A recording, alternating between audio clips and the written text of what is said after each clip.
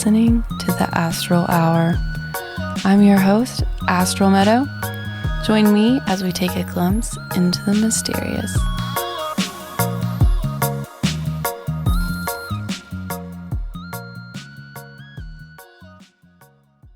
Welcome, everyone. Today I'm joined with my friend Jonathan Grisham, author and advocate from Evansville, Indiana.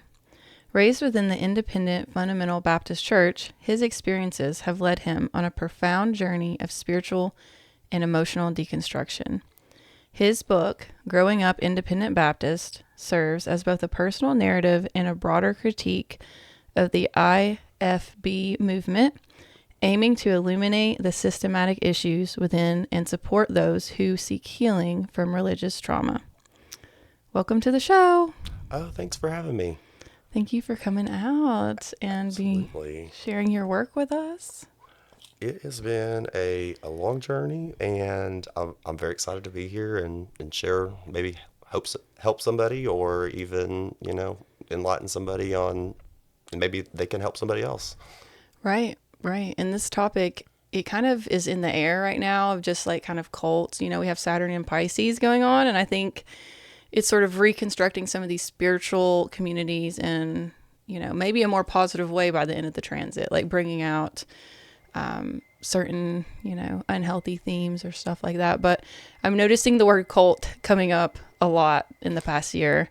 Yes, indeed. And these things that look really great on the outside kind of getting exposed, and I think people are reevaluating like what is toxic within a spiritual community. So I think this episode will be well received, and I'm really happy to have someone that is comfortable to talk about their own personal experience within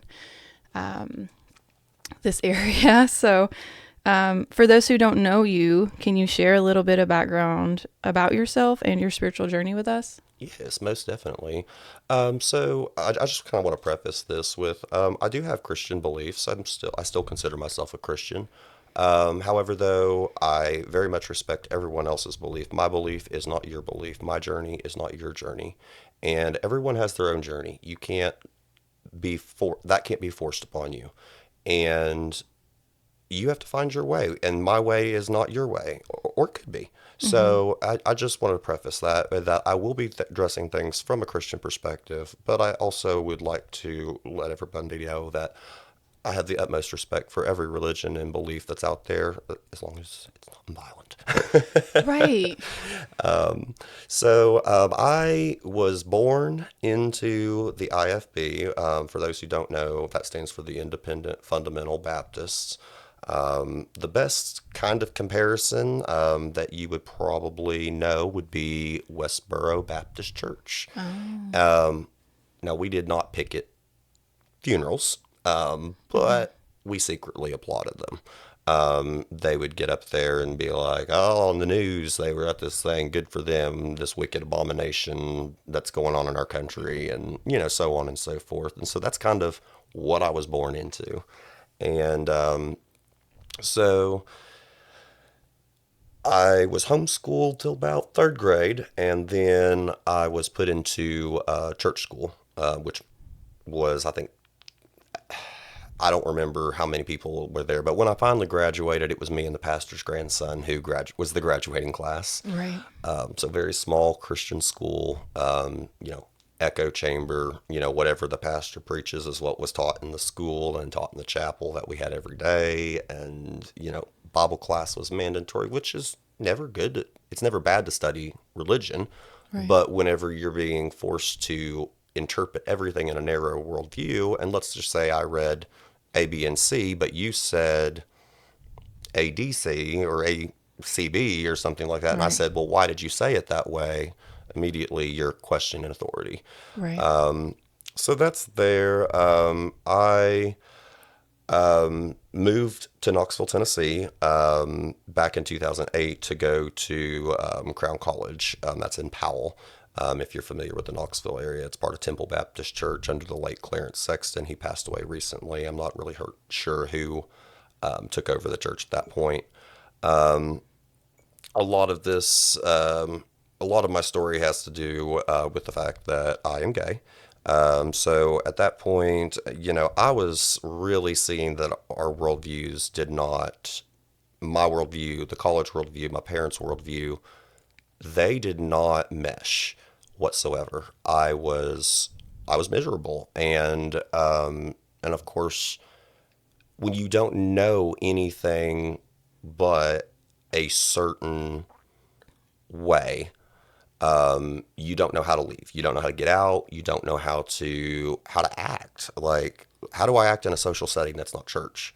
Right. Because that's all you know. It's Sunday morning, Sunday night, Wednesday night, all the special services. Oh, and now we got chapel every day. And the one day we don't have chapel, that's Saturday, and we got Saturday morning soul winning and door knocking. Right. So, have you heard the good news of our Lord and Savior Right. Jesus It Christ? consumes your whole life. Exactly. And then and we'll talk a little bit more, but that is also one of the ways that they control you, and we'll get more into that a little bit later on. I had a little bit of a rough time. I did lose a bit of my faith there for a while. I had some things that really solidified my faith and brought me on my journey to where I am now.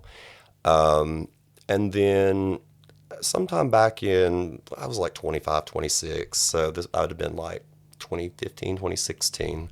I really started feeling a burden for people who have been victimized in the Independent Fundamental Baptist Church, both physically, mentally, emotionally, and their whole life. And and also I want to help people get out because my mom and my own sister are still stuck in that cult with my dad.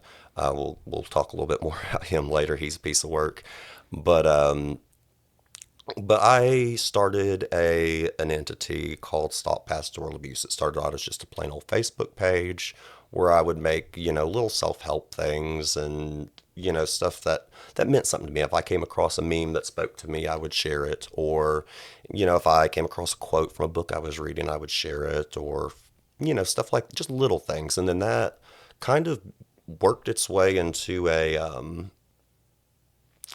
kind of not an obsession, but like I started following these things very closely. And I wanted to provide churches with a resource. I didn't want to just tell stories like, oh, A, B, and C, terrible thing happened at this church, or this pastor or this leader did something horrible. I want to I want to equip individuals, churches, faith organizations. And honestly, it really doesn't matter what organization you're in. You need to have a governing set of rules. And so I started creating these little checklists of things that, based on research from multiple sources. Like I would even look at, the insurance companies.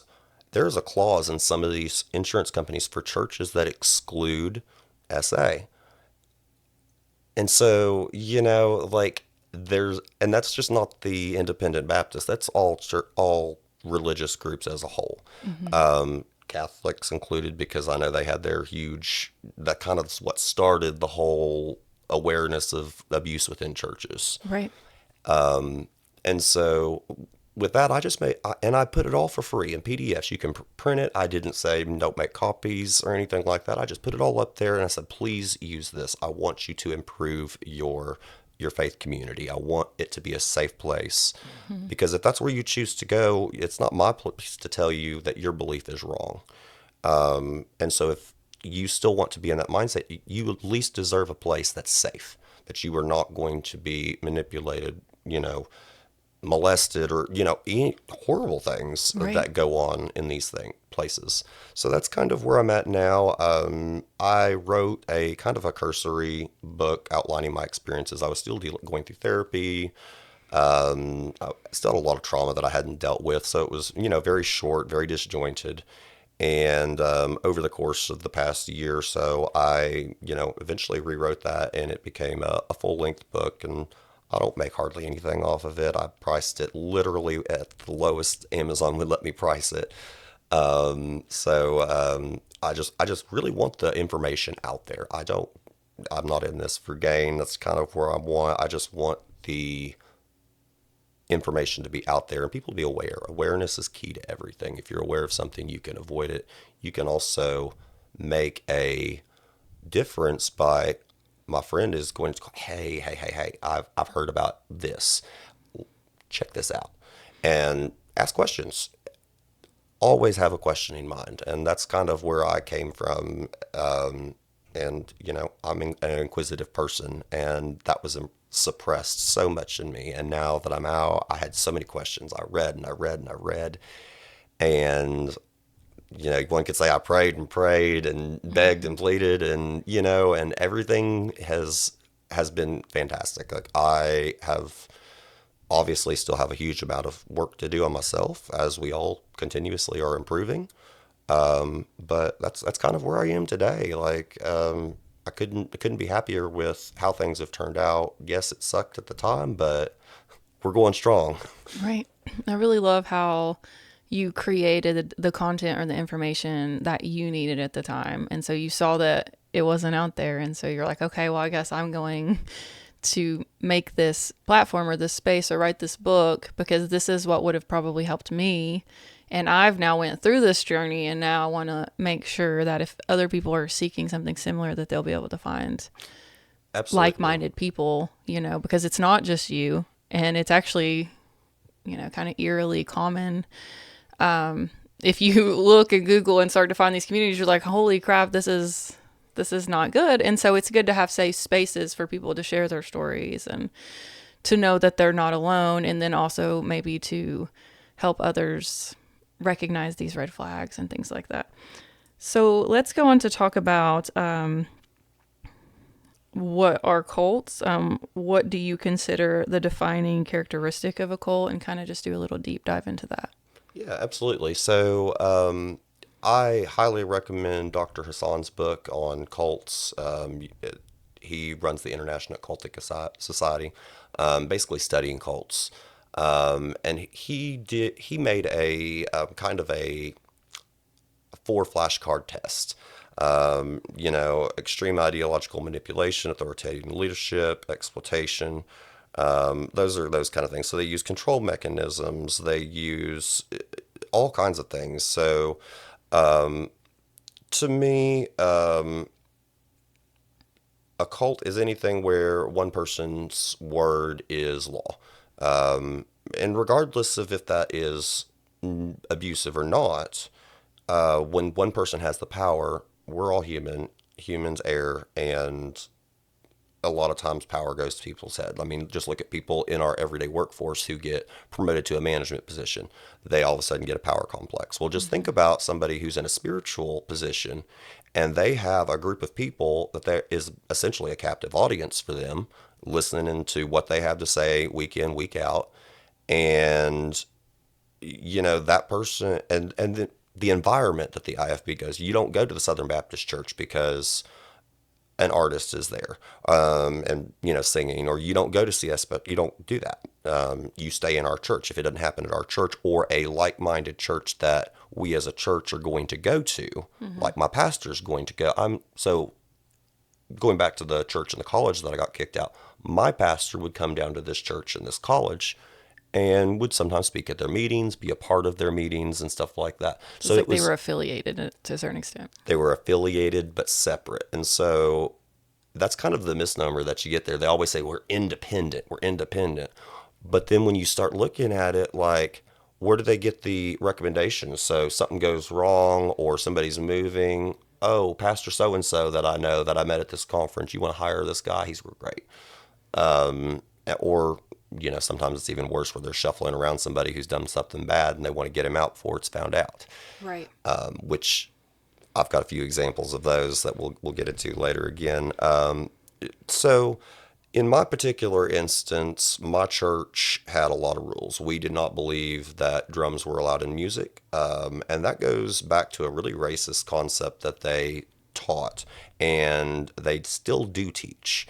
They teach that drums originated from Africa, and that they are used to summon demons, and that and this is a completely falsified story that they have made. But there was a story that they would always tell when they were talking about, drums and musical tastes and things of that nature, about how a missionary was, I would say colonizing, but evangelizing a certain area. And they heard some like Christian rock music or something like that. And people were like, oh, well, we use those to talk to the spirits. Obviously, that wasn't a true story. I, searched everywhere for even a remote hint of the truthness in that story, because I don't know, certain stories and things that they told me stuck over the years. And like I've been out for 16, 17 years now, and I Right. still can like quote these things. It's craziness. But it's this rigid control. I mean, even think about the extremists that are not in there. It's fear tactics. It's, well, if you leave us, then, you're not going to have family. Like whenever a Jehovah's Witness gets kicked out, I mean, their whole family kicks them out. They lose everybody, everything. And so if I That's were to shunning. leave, I have no friends. I probably don't have a family, which in my case I didn't, because they kicked me out as well. Everybody that I grew up with and considered a friend was no longer. I had to start completely over at 18 and a half. Right. And that was hard. And it's very hard for anybody to do that, especially whenever you've been so sheltered. Like Right. Disney was off limits. Like I'd never watched Cinderella when I was 18 years old. I had Mm-hmm. never seen the original Wizard of Oz. I had not seen Star Wars. Like I was in such a cultural shock when I got out. Right. And that's the same way with anybody who's in these types of environments. Another thing that they would do, information control. Huge thing. We don't have cell phones. They would get up there and preach against social media. Whenever Facebook first came out, oh, you don't need to be getting online on MySpace and Facebook. And, I think those were, there was another one that was Tumblr. I think that was around back then. You can't be on those things. They're full of wickedness and et cetera, et cetera. Yet here they are, on Twitter now posting. Right. Only when they do it. Yeah, it's cool. It's cool whenever we do it, not cool when you do it. Right. So information control. So if you don't have access to outside information, then you're again in an echo chamber. You're hearing, okay, this is a great book about this, and so I'm going to go home and read this book. Well, it's literally verbatim what my preacher's been telling me. So I'm going to be like, oh, okay, well that must be right, because I don't know any better. Right. I've not been given an alternative opinion, and if I ask a question, well, why are you questioning the man of God? Right. And so those are things. And like my mom is cut off from her family. Like whenever she doesn't, I mean, not completely cut off, but my dad has to be there typically, to supervise, to make sure that she's not doing something what he would consider worldly or not of God. It's just a really sad situation whenever you look at that. And there are so many ways and so many examples I've seen and stories I've heard. And that's just kind of base level information. Like it goes so much deeper than that. Yeah. And so you were raised in it. I've known a couple people that I feel like joined, later in life, and they had to stop being friends with me, of course, because I'm an evil, witchy woman. So first off, they were like, in order to be in our group, you have to isolate yourself from all of these people. You have to, wear your hair a certain way, and change your dress. Your kids no longer can play video game. Oh There was yeah, just, video games are. as someone that, would be friends with someone like this, and then to see, I mean, it was hard for me not to think, what's going on? Why does it have to be so intense? Like, why do they have to never speak to other people of the, with different beliefs ever again? And especially when they were just so open minded before. So it's interesting, and I've watched some things like with like the Amish community when they come out and go into the world, and it's just so shocking. And Hmm. so it's like these coming out of it versus going into it. It's just very interesting as like an observer.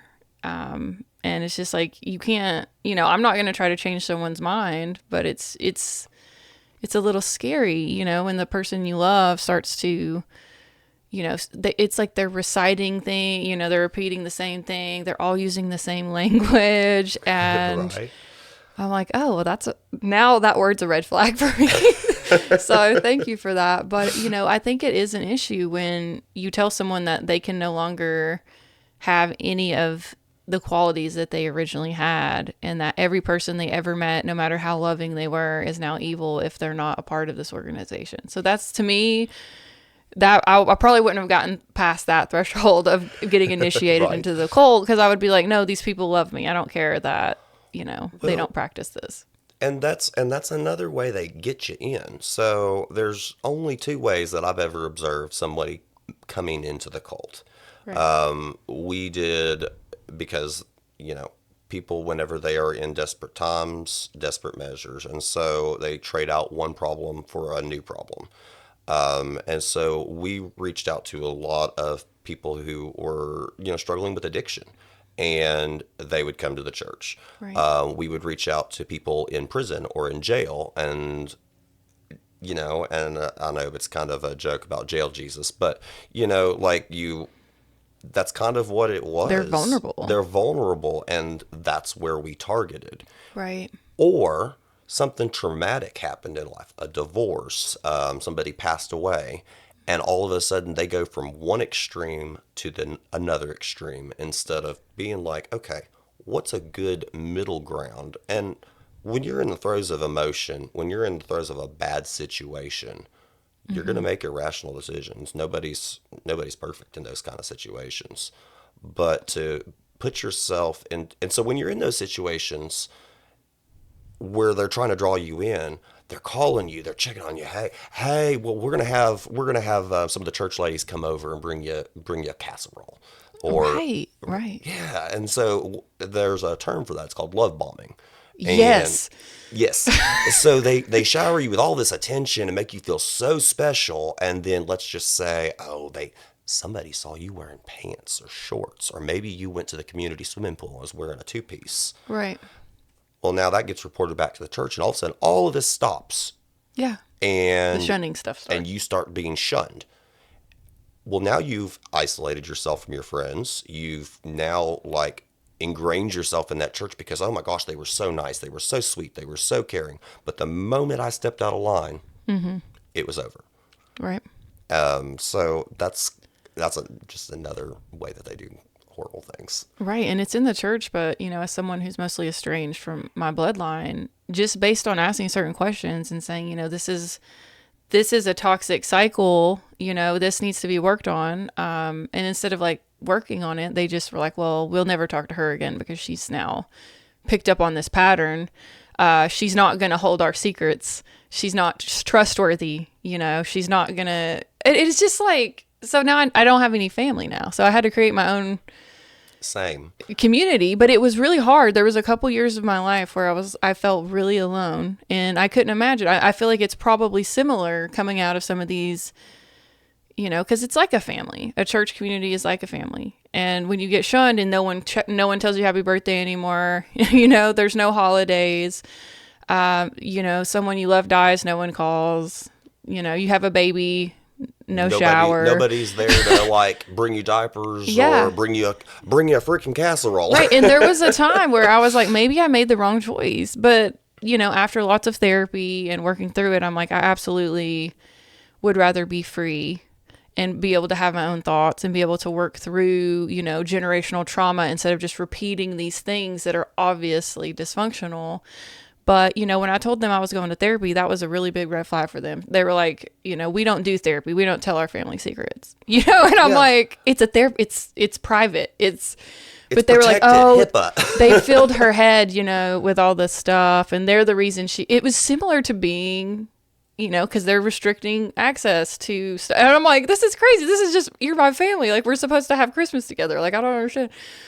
But it was so hard. Estrangement is really, really hard. And I can see why some people maybe stay in some of these cults, because they're just, it's familiar. It feels safe.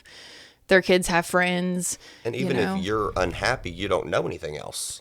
Right. Right. And the thought of taking a leap into some unknown territory is really scary. So I can see, and I empathize for these people a lot of times.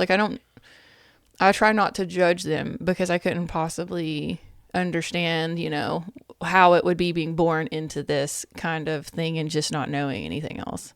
And of course, you're not going to want to leave your community and things. So I'm really proud of you, for taking that leap and trusting, what your soul was guiding you to. Like, this isn't healthy for me, and I'm just going to try something else, and I'm going to try to find different people. And, so I'm proud of you for not, you weren't feeling good in that space, and you were seeking outside help. And, that's just such a blessing for you. And, so. It's kind of a blast from the past. So we all remember our MySpaces, and that's where you first learned to code HTML and all that fun stuff.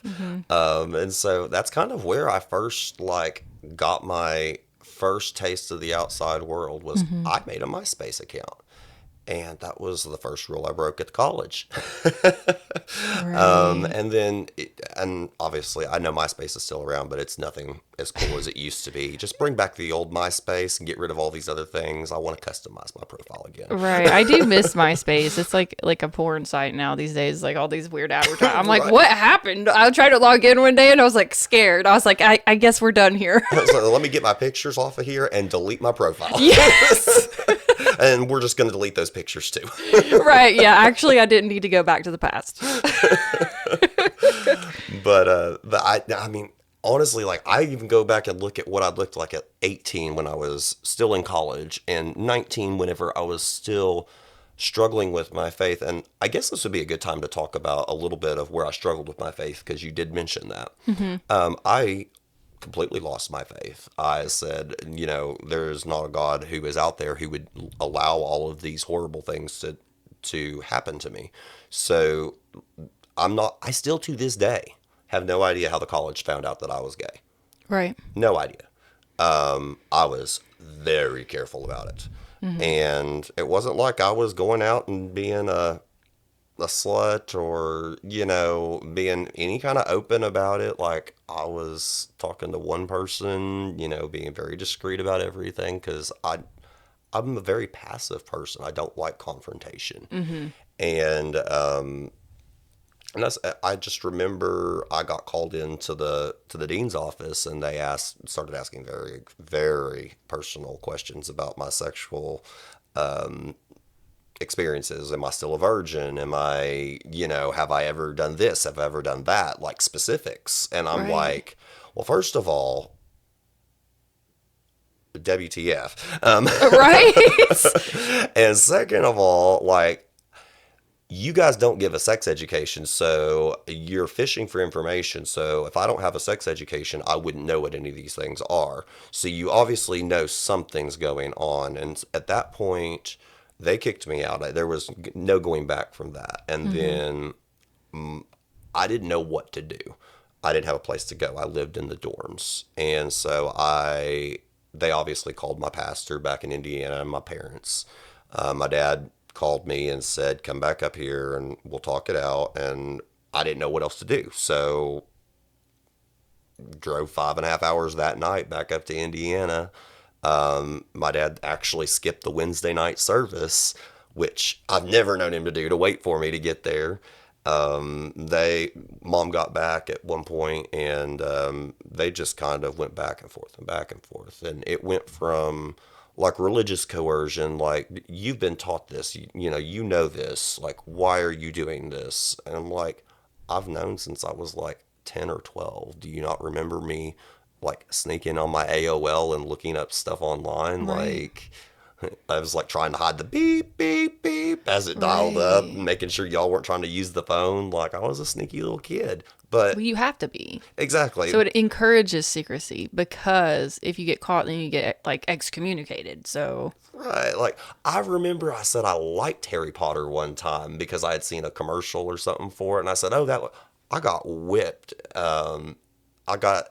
My dad said he was going to whip the wish for witchcraft out of me, because that's what that was. And I'm like, okay. So, of course, then I had to read all the Harry Potter books. Right. It just pushes you even more into rebellion, I think, It really does. Especially for a child, especially an inquisitive child, one that loves to read. And I was not an athletic child. I love to read. Put me in a room full of books, and I will stay there for forever. Just slide food under the door. Yeah, same, same. And so they I ran out of books to read. There was no more approved books. So Right. what? The encyclopedia now? Like, and then you can only reread so many books so many times. So it's just, and even some of like the Christian books weren't acceptable because they didn't hold the same strict values we did, or they might not have used the King James version. Right. So we couldn't even use let's say we got a Christmas card and it had like the New International Version as a verse in a Christmas card. Trash. Yeah. Because that's not King James. We ain't going to have that in our house. Right.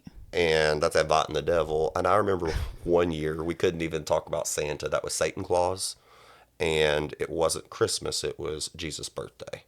Right. That only lasted one year, but I don't know why that sticks out in my mind so bad, because maybe it's because I would say Merry Christmas and he's like, no, Jesus' birthday.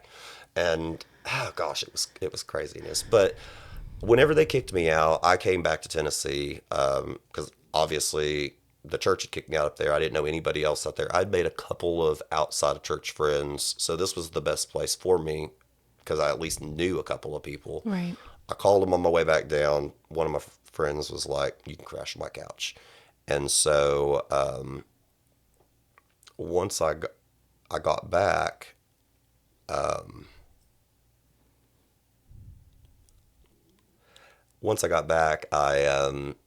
got a job immediately, doing, calling out and saying, "Hey, can we give you a quote on insurance?" Taking down your information, just a little piddly job. I mean, Mm-hmm. the first thing I could find. And I honestly think the owner had some sort of sense of what was going on because he treated me almost like his son. Right.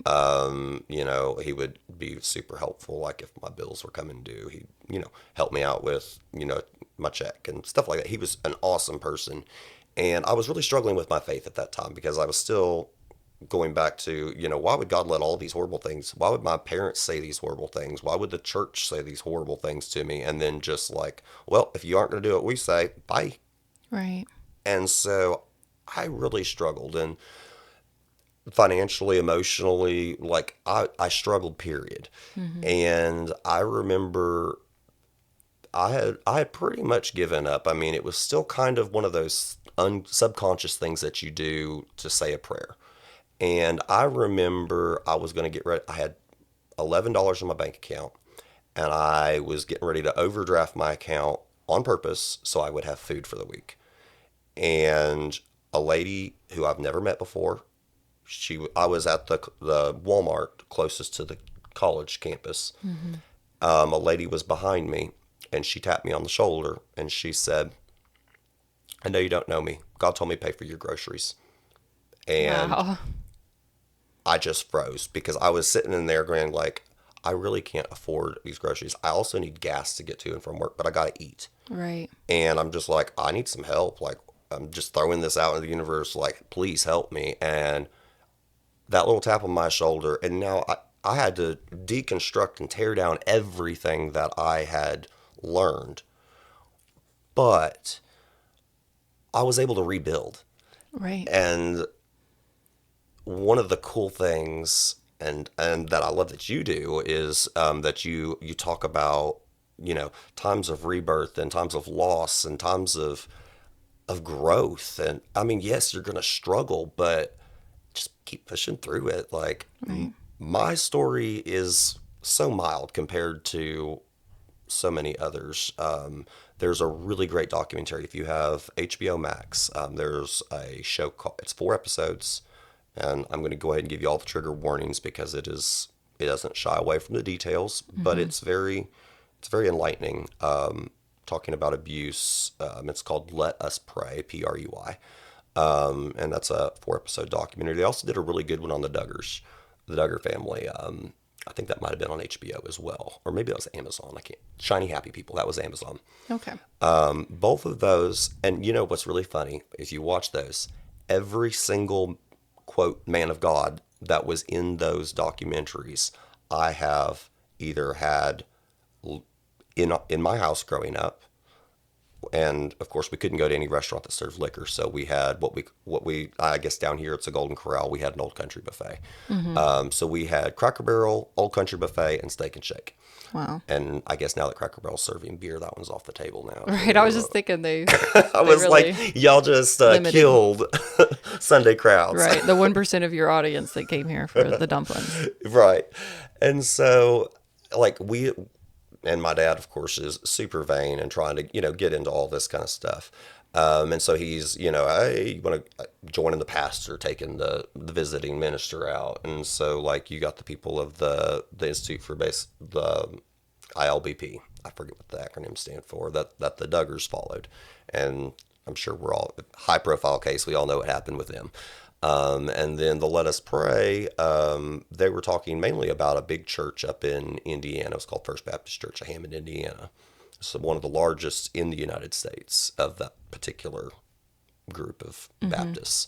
I think they average between 15 and 20,000 every Sunday. Wow. Between the children's Spanish churches and the main service. So they had about 15 to 20,000 people that would come through every Sunday. And the pastor of that church, Jack Scopp, got busted by, quote, counseling a girl and taking her up to Michigan in order to, a 16-year-old girl, mind you, and over the course of 2 years, so it had been 15 when it started.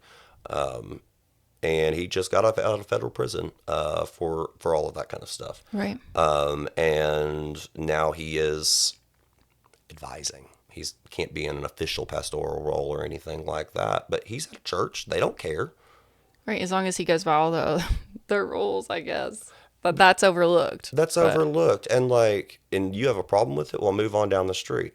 And so, and I will tell you one more story, because these can get super confusing whenever you go through all these different churches. And I have just subjected myself to it because I have an insatiable curiosity to know, like, what kind of people I grew up around.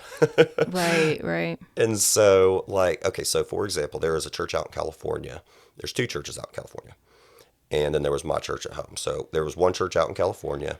They had a problem with this guy doing stuff with underage kids. So they called this other church in Northern California and said, hey, we're having a little bit of a problem. You think you could take him? That church said, we're having our own problem with this. And so eventually he got sent up to, I think it was Michigan. And then up in Michigan, he got caught doing it again, and they sent him down to Florida. And then once he got down in Florida, there was a whole video of him and his wife standing there. God, it's been a crazy time. God's brought us here to Florida. We're excited to see about what's going on. And then, I think it was 3 days after that video was posted, he was arrested and transported back up there, and he's, currently serving his time. So thank God that some justice happened there. Right. But these are common stories in the circle that I grew up with. Right. And you just brush them under the rug. Mm-hmm. There was even a pastor who got up in the pulpit and said, there is no dirt that we brushed under the proverbial rug. And that's as close to a quote as I can get. Mm-hmm. And this is a pastor up in Gaylord, Michigan, John Jenkins. They kicked him out because of the stuff he's done. Mm-hmm. And so when that happened, they just brought somebody else in from another area. Right. And so, but it came out, financial impropriety. He knew about 14 to 20 different abuse situations of varying degree and said, quote, I'll take care of it, and did absolutely nothing. And then, it's just, I could tell you story after story after story. And it's just wild how stuff like that gets swept under the rug and gets overlooked. But reading Harry Potter is will, doom you to be, completely excommunicated. But, abusing someone and harming children and stuff like that, that can be overlooked. Yeah. But using MySpace, that's a big no. Yeah, exactly. Because, or, watching Disney because they support gays, or, watching TV because you might see a scantily clad woman in a commercial, even if it's a, quote, perfectly, let's say we're watching Mr. Rogers or something, you might get a commercial that has wicked rock music in it, or God forbid you go into the gas stations. Have you seen those cardboard cutouts? I mean, Literally, I was not allowed to go anywhere except the grocery store, and Indiana allowed you to sell straight up alcohol in the grocery store. So you could go buy your vodka, your whiskey, whatever you wanted to. And my mom would literally put hands on my face like blinders so I wouldn't look at that section whenever we walked by it. Wow. Like if there was a TV going or the radio and something came on, she would cover my ears and scurry me out of the store, and I'd have to wait in the car for the rest of the time. Wow. Like that's how sheltered they made it. Mm-hmm. It's a wonder that nothing worse happened because, going down the line, I found out that I have two half sisters that I was never aware about. My dad had been married prior to my mom. And of course, divorce is very frowned upon. That's a Wow. disqualifying factor for the ministry. And my dad thinks he's a missionary. Mm-hmm.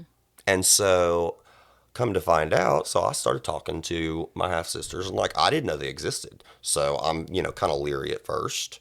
And I think I was like 24, 25 whenever I found out about their existence.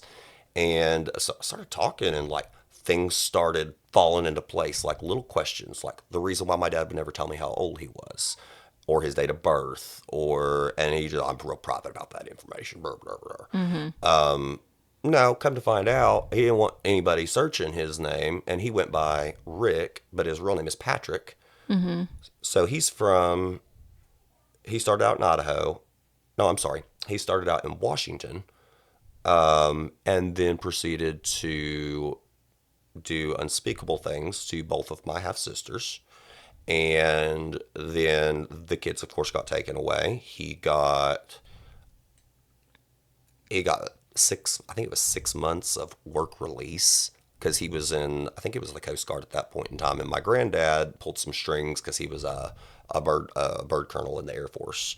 So he pulled some strings, and they had money anyways. So they got a good lawyer, and everything got pretty much wiped out. He's not even on a registry. Mm-hmm. And my half sisters were 7 and 11 at that point, or maybe it was 7 and 13, very young. Mm-hmm. And so I'm still in contact with them to this day. And, the trauma that I see that is still coming out into them this day, like I have one that's dealing with it a whole lot better. And I'm not sure if she's able to mask it or if she's actually, dealt with some of it. But my other half sister, I can't get over how sad this is because my dad did this to her. Right. And I know that my dad did this to her. I have the court documents. I Right. have the analysis that they had on him, Mm-hmm. and saying that his strict religious ideology put him into this position because no woman would have him, and I don't know, a bunch of Right. psychology from the 80s that probably wouldn't hold up today, but Right. but I mean still they came to the correct conclusion that my dad was not a fit parent. Right. And I mean, the worst that happened was I got some bruises when I got whipped, but Mm-hmm. I just look and I'm like, I am so lucky. Right. And then I have a sister, and my sister's like 13 years younger than me. And she is just now gone to Christian college. She's still in the cult. And so whenever all this came out, I contacted my mom's sister and was like, hey, do you think that anything like this has been going on with my mom and sister? I was like, here's the proof that he's Right. done it before. And then, so me and her ended up calling his pastor at the time, sending him I printed off all the evidence, sent it to him in the mail. Washington court files and everything. Mm-hmm. I even printed off the receipt where I had paid for the report and everything, wrote him a letter explaining, you know, all the little pieces that had fallen into place that just had never added up. Mm-hmm. And they eventually, and I was shocked. This was the first time I've ever seen an independent fundamental Baptist church do the right thing. Right. And granted, I don't agree with anything this church stands for, but I will give them all the credit for doing the right thing in this situation. They immediately said, you are no longer welcome. Your wife, your daughter, your mom, they're welcome. You are not allowed in Right. this church anymore. You are no longer going to be supported as a missionary. And on Sunday night, we're going to ask all the children to leave, and we're going to be 100% transparent with members of our church and why you are no longer here. Right. And so while I don't necessarily agree with their views and their beliefs, that's their views and their beliefs. They handled this situation correctly. They got the correct information, they did their due diligence, and then they mitigated the problem. And so much of this stuff could have just been done if they'd just ran a background check on them. Right. And so that's where, you having sort of some bullet points of like, if we could just do these things, then we would protect our these communities from these like predatorial, abusive people. And then we wouldn't have to sweep stuff under the rug because before it ever happened, the red flags were already there. Exactly. And we would see these red flags and it's just like whenever we work a secular job. Like I work in insurance, for example. I had to go, in order to even service a policy, I had to go get fingerprinted, do a criminal background check. It took like 3 weeks to come back. Like it was Right. the big one. And then to go get my license, I had to go get fingerprinted, do another background check. This is just for a job, much less Right. somebody that is shepherding people in their spiritual journey, because your spiritual journey, regardless of what that is, will bleed over into every other portion of your life. It Right. affects how you live, how you treat the people around you, how you work at your job, how you behave in your relationships.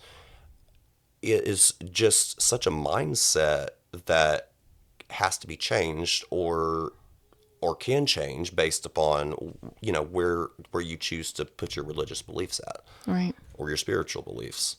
Right. And a lot of people are willing to do things, that they might not with when it's feels like their religion is condoning it or pushing it. So it's like, you see religious extremists, they'll like suicide bombers and stuff like this. And it's, they think that it's some kind of sacred mission and they're willing to do something, unconceivable to most of us if that person in that authority place tells them to. So it's almost like the military or something, you have Yes. to listen to the general and, Because why did we sing "I'm in the Lord's army"? Onward, Christian soldiers. Like, are yeah. we are we like all of a sudden like battling? Like, I'm Right. sorry. Like Jesus spoke about peace and love, and you know loving your neighbor more than yourself. Right. And you were talking about people when they do things from religious conviction. There was an actual quote that really stood out to me a couple days ago, and it said that humans never do evil so completely and cheerfully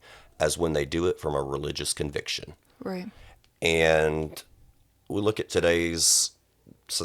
what's going on today, and I mean, you see, I'm not even going to get into politics or anything like that, but if you want to look at politics, I mean, you have craziness on the right, craziness on the left. Like, it's one extreme or another. Like, there's got Mm-hmm. to be a happy medium. Like, I can't sit here and tell you that your belief is wrong, but like, let's have a talk about it. Like, Right. I will more than gladly change my view if you come to me with something that makes more sense, or I was completely wrong about. Like, I am that person to say, hey, I was wrong. Let me fix my Right. where I believed or what I thought. Like, I am so sorry. Like, I did not mean to be like that.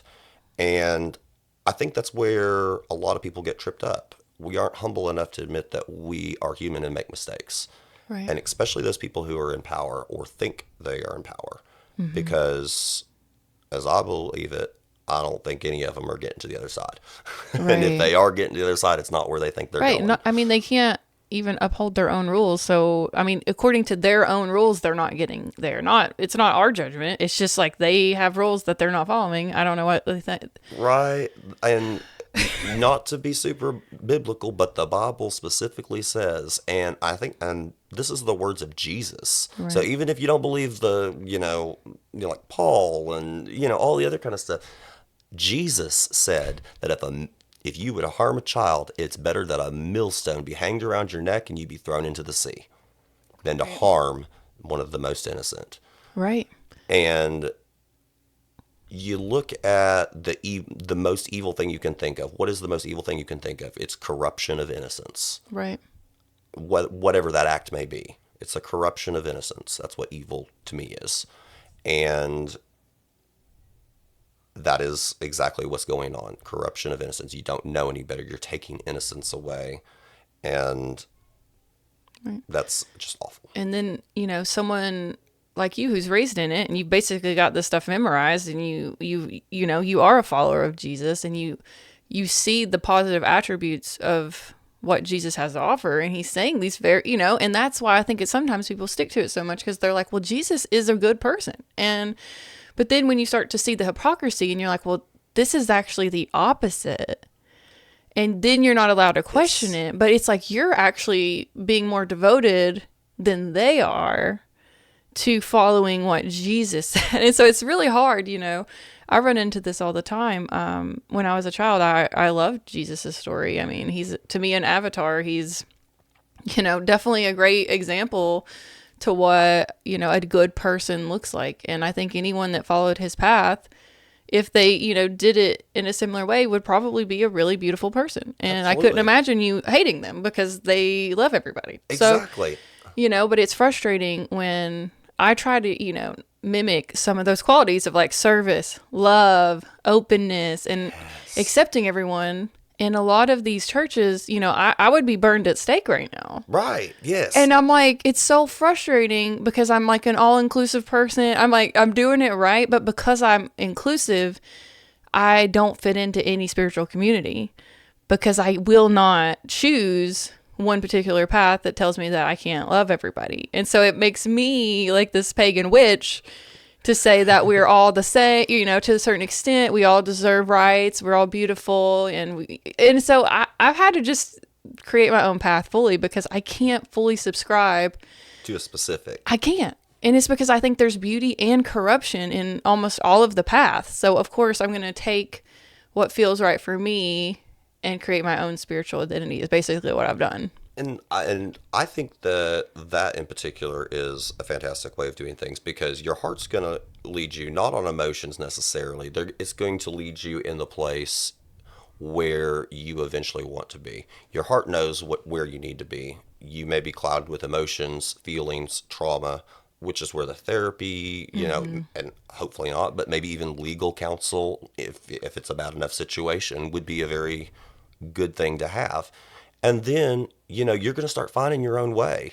Like your heart's going to be like, I'm missing something. And you're going to start looking for that. Right. And then, and if you're like me, or like you even, you're going to go to the library and you're going to start getting on Amazon and buying books and, reading everything that you can get your hands on. Mm-hmm. Or, other people like audio or, documentaries, or maybe it just doesn't feel right to you. Or maybe something does feel right to you. Right. I read books all the time that at the end of it, I'm like, I don't know if I agree with that. And like, I don't have to carry that forward, Exactly. Like that's not resonating. I'm not going to finish this one. But I'm still open-minded enough to try to look at things from different perspectives sometimes. Absolutely. But if it doesn't feel right inside me, then it doesn't go into my toolbox of what I might need in the future. It's just like, okay, well, it's actually probably good to know that people think this way so I can be more mindful. Absolutely. I was going to say, it's not going on my bookshelf. That's going to the used bookstore. Right. Let someone else find this. So what advice would you give to someone beginning their journey of faith deconstruction? That is a hard one because, number one, everybody's coming from a different spot. Everybody starts in a different spot. I didn't really have a choice in my personal situation. I was given an A or B choice, and the A choice was go to reform school for the gays. That's when Exodus was still open, conversion therapy, or out on my own. So I made the obvious choice, out on my own, because in the back of my head, if this doesn't work out, I can at least fake my way through it and survive. Right. So your survival instinct kicks in a lot of times, especially if you've experienced any form of abuse. Your survival instinct kicks in, and once you've got to figure out a way to leave, whether it's just whether it's asking for a divorce, whether it is squirreling away $20 a week until you have enough to where you can get gas to go to a trusted friend or a family member who may even still believe the same way, but you're not in a safe situation, or you're not in a comfortable situation to where you feel like you are being shepherded, guided, or put in a good situation. So that'd be kind of the first general thought. Educate yourself. Ask so many questions. I mean, they may take you out themselves if you ask enough questions. Right. I mean, you're just They may just say, here's the door, goodbye. right. And yes, that sucks because you have to completely rebuild, but that's kind of what we're talking about is, building our faith in a way that means something to us. We can all connect differently. I'll use the example of relationships. Like the way that I handle my relationship with my spouse is going to be completely the way different than the way you do. We don't fuss and fight. Well, if we do fuss and fight, I'm the one coming in waving an outline saying, all right, well, we've got to get point A, B, and C because I'm going to get off topic if we don't. Right. And my spouse is one of the ones who doesn't like that confrontation and would prefer to talk about it via text. Mm-hmm. I don't like that because I'm a very, I don't know, animated person whenever it comes to talking. I use my hands and my face, and that can sometimes get me in trouble, probably why I work on the phones. But Right. everybody's different. Everybody handles their situations differently. And so you start off with a plan. That's what I would always tell everybody. If you need to get out, get a plan. If it's bad enough, call the police. No, Right. first and foremost, make sure you are safe. Right. And then once you're safe, have a plan. Even if it's going to take you a few months to get out, you can just sit there. Hope is a wonderful thing. Knowing that 6 months, if I can get this $20 a month in, or whatever it is I need to get from A to B to get myself removed from the situation, that gives you hope. So even if it's just a little thing, another thing would be to, if you're in a situation that would allow you to have an open and honest discussion without, you know, it being detrimental to you, then have that conversation. I don't like confrontation, so those types of conversations always generally end up being some form of confrontational because you talking about something different is attacking their beliefs, and now they are persecuted. Mm-hmm. So that would be my couple main points of advice. Make sure you're safe. So obviously work with law enforcement first and foremost. And sometimes that's not even possible because that law enforcement might be part of that church. For Right. example, the example about the pastor that was in prison up in Indiana. The police chief went to their church. Right. So he was basically on their payroll. He didn't do it. It took the feds to come in and do it. Right. So just be mindful of things of that nature. If that's not an option for you, there's plenty of anonymous places that you can go. If you have access to the internet, Facebook, there's a lot of fantastic groups. I really recommend Preacher Boys. That's the name of a documentary podcast. So there's a video or a movie, I'm sorry, that he is in the process of making. The host's name's Eric. He's fantastic. He does interviews with people who specialize in cults, survivors telling their story. And keep in mind, he does edit them to try to make them, not as traumatic, but these are some traumatic stories that we're Right. hearing. Right. And if you're like me who likes to put yourself through all the stress of somebody else, because I'm very empathetic and I'm just like, oh my gosh, I can feel exactly where you're coming from on that. Right. And then and it's a very interconnected community like that we have going on. Like there are people who are atheists, there are people who still go to independent fundamental Baptist churches Mm-hmm. who just don't like what they're seeing in others because this is not happening at their church. Right. And because they're like, these little hundred congregation churches, you probably don't necessarily have a power complex of a preacher. You probably have a really great guy or woman who's, well, in my case, women preachers are not allowed, but Right. you have you have a person of faith there who cares about you, and the reason they're not making money or nothing, they're just living and doing life. They might even be working a job. They feel like this is their calling. They're not in it for anything other than what they feel like this is their Right. calling. And that goes to kind of like what your calling is to bring all of these information and this knowledge and share it with people. Mm-hmm. That is such a huge ministry for you. That's a ministry for other people. But if you have access to Facebook, that's a great one for just hearing stories. affirmation, the fact that you are not alone. Other people are going through stuff. I kind of feel bad sometimes complaining about what I went through because I know there are people who went through things way worse than I did. But if one person doesn't speak out, nobody speaks out. It takes one person to start that ball rolling. Think about back in Stonewall, it took that one brick being thrown and everything happened. Think back to the civil rights. It took one person coming out there. It snowball effect. Right. You got to talk about it. The information's got to be out there. And so that affirmation, that knowing that that's huge. That's going to uplift you. That's going to give you additional hope. There's another Facebook group called IFB Survivors, and I think it's Survivors and Victims. I think it is. If you just type in IFB, it'll there's a lot of really great Facebook groups out there. But that is more people who struggle. Like, people will come on there and vent and be like, I've been out for 3 years and I feel so isolated. I feel this, that, and the other.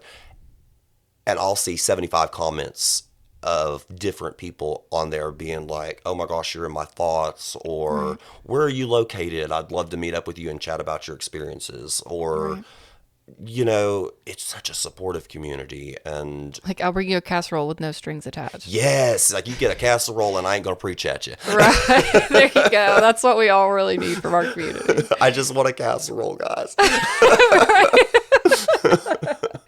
Oh gosh. But, just build your own community, build your own life, just your own way. I mean, that's why we're such inquisitive creatures as human beings. We want to know. We're hardwired to ask questions and to not accept things at face value. And God gave us a brain, so yes, if we weren't supposed to use it, then it probably wouldn't have been put in there. So. Exactly. And there's, well, that's a whole nother topic, but Yeah. but yeah, so just a lot of cool things that can happen. And yes, you're going to struggle. It's going to be hard. It's not fun, but you can do it. On the other side, there is so much more. Like, once you get through that rough patch, you got to go through the rough patch to get to the good stuff. There was a saying that I actually wrote it on a sticky note, and every time the sticky note gets unsticky, you have to rewrite it. But it's saying and I think it might even be in a song, but it says the good is never easy, and the easy is never good. Mm-hmm. And if you want something good, you got to work for it. And I can't tell you how much work that I had to put into myself. Right. Even to this day, I still struggle. Like, Yeah. because I do the what ifs. Because, thankfully, I've been able to get the therapy, and my anxiety's mitigated now, and my Right. depression and stuff like that is from all of that stuff. I'm doing a lot better. But I still have to remind myself, like, because I grew up in it, and it's always in the back of my head, like, Right. what if? Right. And it's just a mindfulness thing. You can't what if. This is the path that I felt was right, and I still think it's right. So why am I what ifing?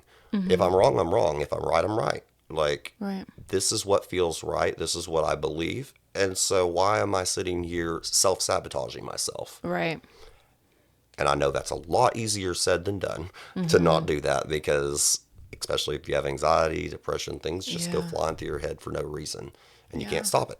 Yeah. And so, working with the therapist really helped me get that under control, or I'm Right. functionable. Right. To realize, like, well, that is anxiety. Yeah. And here are some exercises, and pick the one that feels right for you. When you start doing the rumination, or, your imagination is kind of working against you because it's trying to show you these other scenarios, just be present. Take some breaths, go for a walk, get out of your head in those moments, because all those realities, that's not here. That's not right now in the present. And so sometimes if, you're chewing on too much mental stuff, I'm always like, go exercise, go play in your garden. Just don't let the mind overtake you. And then when you're in a more grounded place, you come back and actually a lot of those thoughts aren't even there because they're not even real Mm-hmm. to begin with. And so, I think that's where it's mind, body, and spirit. And like we can lean on these other parts of ourselves when one of them is like over functioning.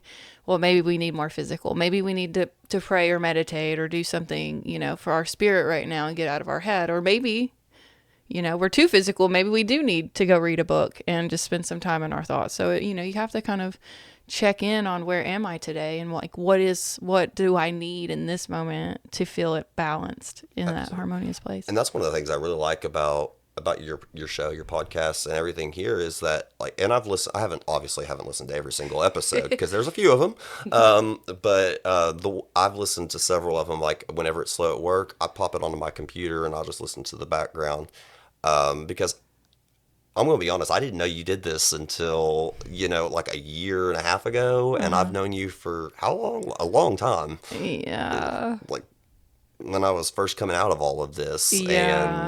And, I'm like, time is so funny. I met you at 19 and I'm 34. So yeah, and I just turned 34. So, gosh, we were kids. yeah. And I just love the transformation that I've seen in you. Like, I know it's been a long time, we were all still growing, physically, mentally, spiritually, everything. But I love seeing where you are now and the help that you're giving other people and the way you present things and the people that you bring on, so respectful of everybody. And I just love seeing that people are respected because I came from an area where you just didn't respect anybody, and if you did respect them, you talked about them when you got in the car, like, oh, those Right. sinners. Right. Like that judgment. Yes, and I can go and I can just be like, wow, I had just the best reaction. I had the best interaction with this person, and they were just so respectful, so nice, and it's just such a great feeling whenever you talk to somebody like that, whether it be on the phone or randomly meet them in the store. And I'm a social person. Like, I have no problem with sitting there and talking for 10 minutes at the cash register if there's nobody behind me. Right. Right. Me and the ladies at the gas station are great. But, it's just sometimes there are things in life that we have no control over. And, whenever we just have to take them step by step, step by step. And Right. I think you can't expect change overnight. Change takes time. I mean, just think about a butterfly. It starts off little, and over the course of time, I know that's a cliche example, but it's very, very true. We start off very small, and we make small steps, and small steps become big steps, and big steps become miles, and all of a sudden you look back and you're like, wow, look at where I've come from. Right. Yes. That's such a beautiful way of looking at it, because I think sometimes people get so overwhelmed because they're looking at the whole journey and they judge themselves based on the progress someone else has made. And I'm like, you're not thinking about all the, these milestones and these bumps in the road. You're just seeing like, oh, they're successful now. It's like, no, they are doing the same thing that you're doing right now to get there. And so, I think it's really important to break it down and like, what can I do today? What can I do in this moment? And then you have those goals and those plans, but then you have to break them down into smaller steps. Or I don't know. I mean, some people might thrive on that. I get overwhelmed. Me too. I need to have like a list of, this is what we're doing this week. The goal of the next year is big, but this week we're just doing this. Look, I'm getting my garden set up, so this week I'm going to go and I'm going to pull weeds around the tomatoes. Right. And that's But by the end of the year, the whole garden's going to be weeded. right. At some point, At some point. we will have a harvest. So if you had to tell someone like one thing that helped you the most heal and move through all of this in a healthy way, what would you say? For me, it was finding people who not necessarily believed the same way that I did, but who were supportive. Mm-hmm. Finding a support system. I made friends who were atheists. I made friends who were agnostic. I made friends who were pagan. I made friends who just didn't really have any beliefs at all. And all of those people looked at my situation, and I'm still friends with you. I'm friends with, I picked my people, and the people that have stuck around all these years are the people that I've chosen to keep in my life. Right. And so, it doesn't matter that those people didn't believe like I did. They were there for me. They were supportive.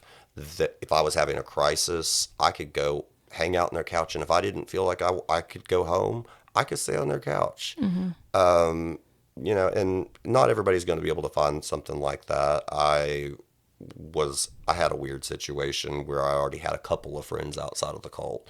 And if you're just coming out, but find a support system, even if it's just you're starting out with your therapist, Right. or start going to the gym, or join like a yoga group and do like a group study. I made a great friend when I started doing yoga. Do you remember when they did the 808 yoga downtown? That sounds familiar. And it was like guided yoga and meditation. And it was like, and it started at 8:08 every Thursday. Okay. And it was fantastic. Like, and I made some really good friends. Like, and then we would go get ice cream down on Gay Street, and have some great times together. Right. And that's one way I made some friends. So just find your interests and find a group. Especially if you live in a city, there's always a group or something like that where you can go and put yourself out there a little bit. If you don't feel comfortable with doing that, maybe, try something online. Right. Everybody's different and you find your stride, but community, you've lost community, you need community. Right. So it's essentially taking what you've lost and replacing it with something better.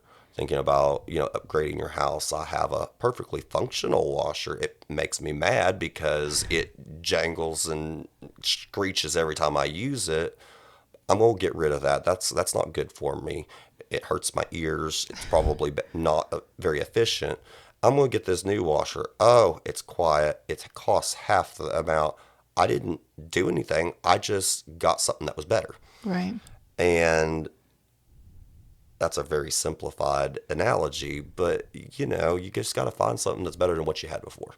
Right. And it's okay to outgrow people and to move on and use your discernment and say, I love this particular person, but this is hitting all my trigger points. This is preventing me from evolving. And so as you meet these people, you lean into like, is this person going to help, better me, or can we uplift each other in positive ways? And, on my journey, there's been a lot of meeting people and then letting some people go. And it's like, they kind of just come in and out of my life. And it's never like we're fighting or it's dramatic. It's just like, well, we learned the thing that we were supposed to learn together. And now, we kind of release each other and do the next thing. So I think it's also, you had to recognize, okay, this washer it's not meeting my needs. There's nothing technically wrong with it.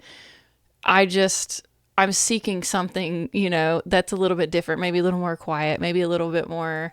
And so it's okay to, love people and not continue to just pour into like one particular group or one particular person, and to keep letting your heart guide you and say, well, now maybe I'm ready to pull my roots up and go to a different town, and allow yourself to evolve over time and not get stuck into yet another niche community if you don't feel comfortable within that one. Because I do think sometimes we can go from one to the next and then ask yourself, okay, now this yoga community might be doing this, and because communities that can happen. And so, just follow your heart, always be open, always ask the questions, no matter where you're at, no matter what the people around you are like, even if they're super nice, still be mindful of the red flags, and does this feel right for me? And tuning into your body, because there is an intelligence within our body. Like, why do I not feel safe? Like, what's going right? It's like when you're like, let's just say you're walking on the street and all of a sudden you get a feeling like, maybe I should get to my car quicker, like, and there's no reason, but you just kind of feel that way.